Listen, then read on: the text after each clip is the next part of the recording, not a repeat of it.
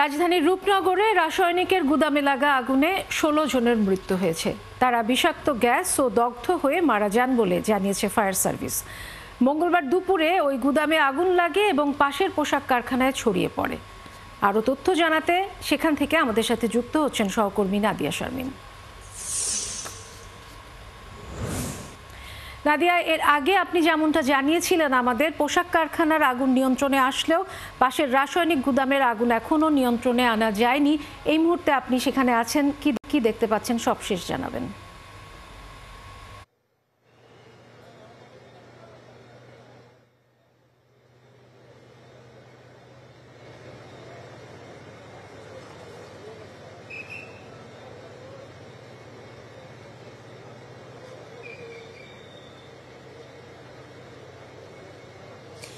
ধন্যবাদ। আসলে রাসায়নিক গুদাম গুদামের আগুনটি এখনো নেভে তো নেই, বরং আজকে নিভবে কিনা বা কালকে সকালেও নেভবে কিনা এটি নিয়েও শঙ্কা রয়েছে।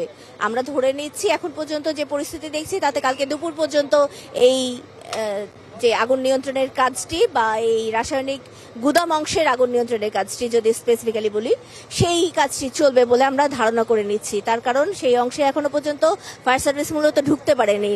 এখানকার যে পরিস্থিতি, কেমিক্যাল রয়েছে প্রায় ৫-৬ রকমের, এবং এই ৫-৬ রকমের কেমিক্যালের মধ্যে দাহ্য বা অতিদাহ্য কেমিক্যাল থাকতে পারে বলে তারা আশঙ্কা করছে, যেগুলো বিস্ফোরিত হয়ে তাদেরও জীবন ঝুঁকি তৈরি করার আশঙ্কা রয়েছে। পাশাপাশি যে গ্যাস সেটি তো বড় একটি ক্ষতির কারণ বটেই। তবে যেটি করা হচ্ছে, কিছুক্ষণ পরপর নিচে এবং পাশের ভবন থেকে পানি দেওয়া হচ্ছে, এবং এই পানি দেওয়ার মাধ্যমে চেষ্টা করা হচ্ছে যে এই ভবনের যে উত্তাপটি রয়েছে উত্তাপটি কমিয়ে রাখার, এবং ভেতরে কিছুটা পানি ঢুকে যাতে এই যে আগুনটি রয়েছে সেটি কিছুটা হলেও নিয়ন্ত্রণ করার চেষ্টা করা যায়।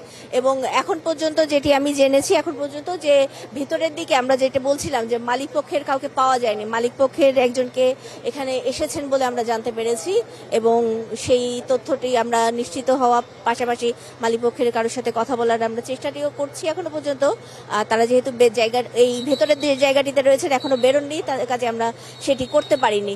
আর এর পাশাপাশি বলে রাখি, এখানে সিআইডির যে ক্রাইম সিন টিম আছে তারা এসেছেন, সিআইডি ক্রাইম সিন টিম তারা কাজ করছেন এই জায়গাগুলোতে। কিন্তু দুঃখের বিষয় হচ্ছে যে এই জায়গায় যখন কাজ করতে হবে তখন আসলে গার্মেন্টস অংশের যেহেতু আগুনটা নির্বাপন হয়ে গেছে এবং এখান থেকে 16টি লাশ এরই মধ্যে উদ্ধার হয়ে গেছে, সেখানে তারা কাজ করতে পারছেন। কিন্তু এই যে রাসায়নিক গুদামের যে অংশটি রয়েছে সেই অংশে যেহেতু ফায়ার সার্ভিসও ঢুকতে পারছে না, তাদের ক্লিয়ারেন্স না পাওয়া পর্যন্ত আসলে এই টিমটিও ঢুকতে পারছে না।